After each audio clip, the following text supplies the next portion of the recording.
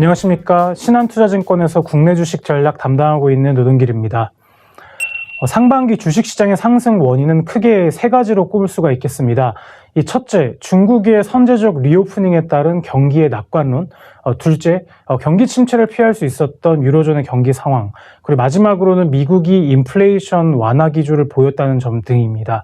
이 시장 수익률이 1분기 때 가장 높았었고 연 중반에 들어서는 기업이익 추정치들이 완만하게 회복을 하면서 1분기에 있었던 주식시장 상승세를 뒷받침할 수 있었습니다. 이 3분기 들어서는 주식시장의 상승 속도가 굉장히 누그러지고 있는 특징들을 보여주고 있는데요.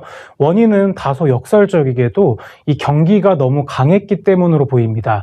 예상보다 강했던 경기 상황이 시장금리 속등세를 이끌어냈고 이 주식시장 밸류에이션 하락 압력을 키웠습니다.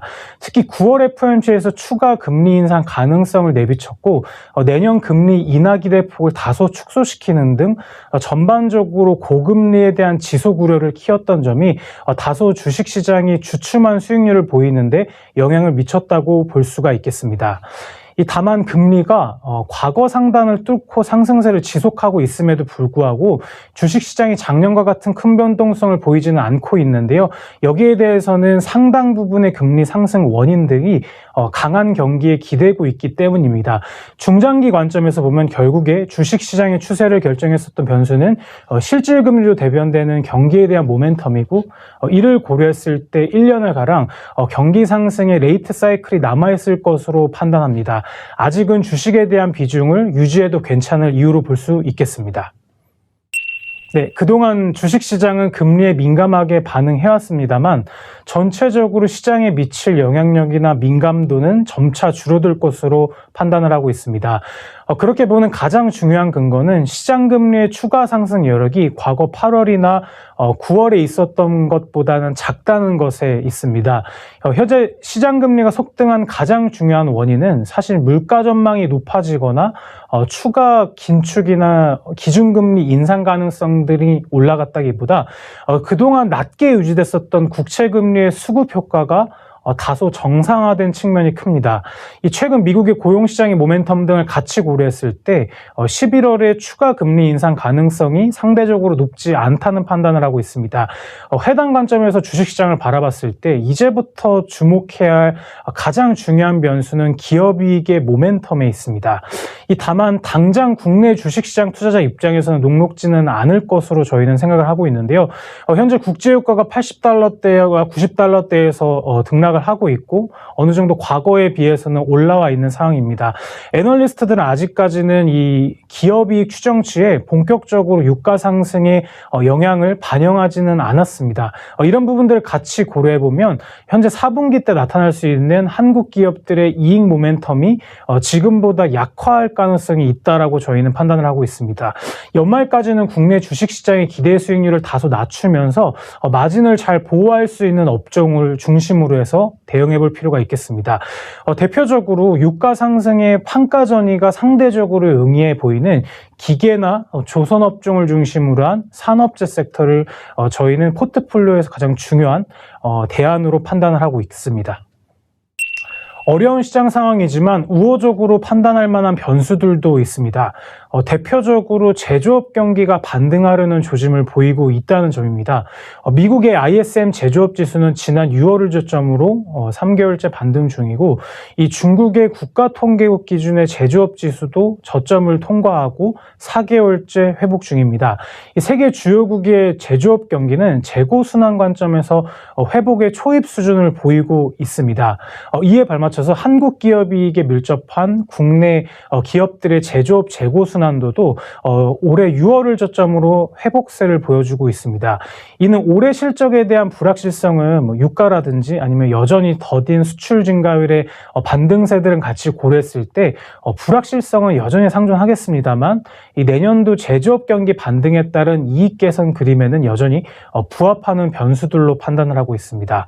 이에 따라 국내 주식시장은 4분기 속도 조절을 다소 거친 뒤에 내년 상반기 반등에 나설 수 있을 것으로 판단합니다. 다만 해당 변수들은 공급 측 차질 요인이 추가로 강화되지 않는다는 점을 기반으로 하고 있습니다. 대표적으로 산유국들의 움직임들이 굉장히 중요한데요. 이 러시아 및 사우디아라비아의 산유량 감축 연장이 연말까지 가지로 확정적인 상황에서 추가 연장 여부에 주목해 볼 필요가 있겠습니다. 또한 최근 들어서 다시 중동의 지정학 이슈가 전면으로 부상하는 모습을 보여주고 있습니다. 이 유가가 공급 측 차질 요인 때문에 다시 이렇게 속등할 경우에는 국내 기업들의 마진을 또 한 번 위축시킬 우려가 있기 때문에 경계 요소로 판단하고 시장 대응에 나설 필요가 있어 보입니다. 반도체 업종은 아직 재고 순환 관점에서 업황 기준으로는 저점에 도달하지 못한 것으로 보입니다만 이 내년 업황의 바닥 통과에 대한 기대감들은 시간이 지나면서 조금씩 점차 커질 것으로 저희는 판단을 하고 있습니다. 이 반도체 종목군은 밸류에이션 관점에서 박스권 하단에 위치할 경우 더 이상 부정적으로 볼 필요는 없다라고 저희는 판단을 하고 있습니다. 2024년은 기업이익 턴어라운드의 해로 볼 수 있습니다. 현재 애널리스트들의 컨센서스는 2023년 올해 실적 대비 2024년도 내년 실적 코스피의 주당 이익 증가율을 50%대로 예측을 하고 있습니다. 시간이 지나면서 눈높이가 점차 낮아질 수는 있겠습니다만 전체적으로 감익을 보여줬었던 2023년보다 이익 모멘텀이 훨씬 강하다는 예상들을 내년에 할 수 있겠습니다. 이미 한국 기업의 이익이 밀접한 수출 증가율은 낙폭을 좀 축소를 하고 있는 상황들이고요. 4분기 중에서는 플러스 전환에 나설 가능성이 굉장히 높습니다. 이를 고려했을 때 이익의 증분을 견인하는 업종에 가장 주목해 볼 필요가 있겠습니다. 대표적으로 내년 코스피 이익의 추정치 개선을 주로 견인 중인 업종은 반도체를 중심으로 해서 유틸리티, 2차전지, 조선화학, 정유 등을 꼽을 수가 있겠습니다. 이 반면 올해 실적이 비교적 양호했기 때문에 내년도 이익 증가율이 좀 둔화될 것으로 예상되는 업종들이나 섹터들은 금융과 자동차 중심의 경기 소비재로 볼 수가 있겠는데요. 해당 섹터들 같은 경우는 이익의 증가 속도가 한 자릿수대로 확연히 느려질 것으로 보입니다. 이를 고려했을 때 가장 관심을 가져야 되는 업종군들은 부진한 실적을 그동안 보여줬었던 한국의 대형 수출주이며 핵심은 아무래도 반도체 업종이 될 것 같습니다. 스타일 측면에서는 올해 4분기부터 내년 상반기까지는 가치주가 우세할 것으로 예상을 합니다. 시장금리의 방향성과 민감도는 주식시장에 미칠 수 있는 영향력들 자체는 다소 둔화되겠습니다만 연준의 실질금리 위주의 통화정책이 당분간 유지되고 있는 상황에서 여전히 시장금리는 높은 상황에서 유지될 가능성이 높다라고 저희는 보고 있습니다. 성장주보다는 저퍼주 위주의 가치주들이 조금 더 스타일 측면에서 나은 국면으로 보고 있습니다. 특히 연말까지는 불확실한 기업이익 전망에 따라서 배당을 줄 수 있는 배당주 위주의 가치주 선별 전략들을 저희는 우호적으로 판단하고 있습니다. 네, 국내 주식시장은 경제 구조상 대외 경기에 노출 비중이 높고 수출처도 다변화되어 있어서 굉장히 난이도가 높은 주식시장으로 분류할 수 있겠습니다.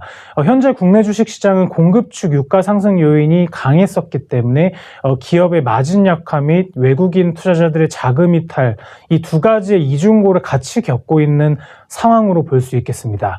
하지만 중장기 관점에서 한국 시장 수익률을 결정해줬던 변수는 돌고 돌아서 다시 기업이익이었습니다. 현재 다소 약화되어 있는 기업이익의 모멘텀은 내년 제조업 경기의 개선 기대와 맞물려 다시금 우상향 기조를 보일 공산이 크다라고 보고 있습니다. 이런 기조하에서는 철저하게 이익 그리고 기업들의 실적 위주의 투자 전략을 세우실 필요가 있겠습니다. 실적 관점에서 접근을 해보면 다소 복잡해 보이는 금융 환경 안에서도 중요한 기준점을 세울 수 있을 것으로 판단합니다. 감사합니다.